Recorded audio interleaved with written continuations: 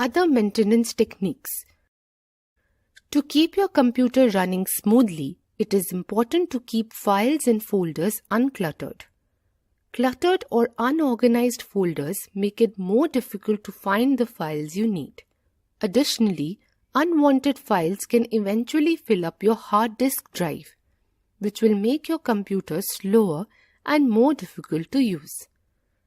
There are few things that you can do to delete unwanted files and improve your computer's performance. Delete files. If you have unwanted files, you can delete them manually and move them into the recycle bin. Then empty the recycle bin. Disk defragmenter. Windows include a disk defragmenter or program in the control panel.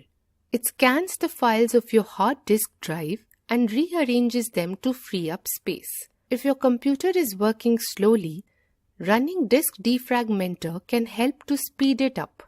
Disk cleanup. Windows also include a disk cleanup program in the control panel. It scans your computer for temporary files and other files that can be deleted. You can then delete the files to free up space on your hard disk drive.